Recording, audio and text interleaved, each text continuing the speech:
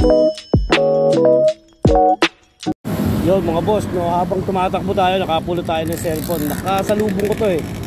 Hindi ko alam kung lalamove siya o GNT. So nalaglag yung phone niya, tinikutan ko. Pagkuha ko sa kanya, ang bilis niya, hindi ko na siya nahabol.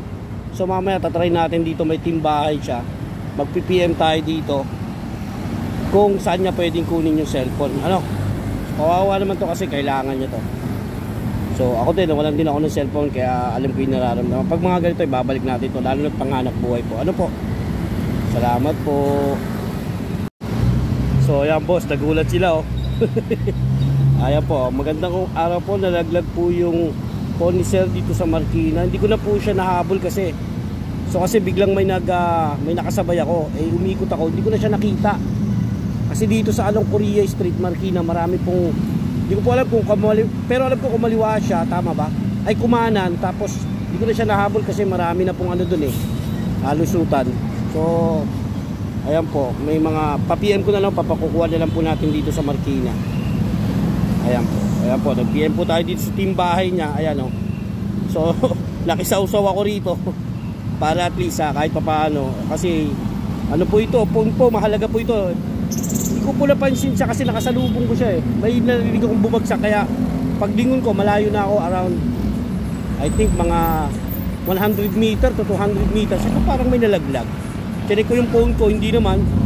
Tapos bumalik ako, nakita ko nga yung phone ni sir nalaglag. Malayo na siya, hindi ko na nahabol eh. So antayin natin, mag-PM sila dito. Salamat po, ayan, on the way na po.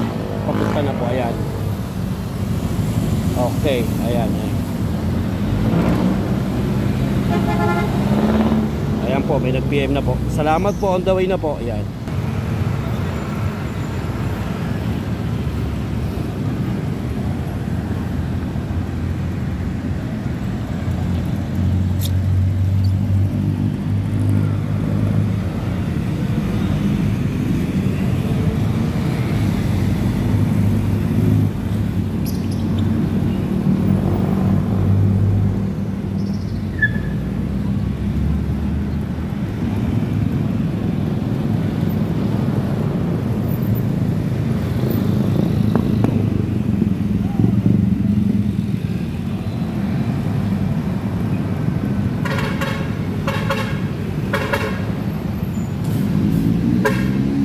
So yun guys, sinerlock natin, tapos nakausap na natin si ma'am.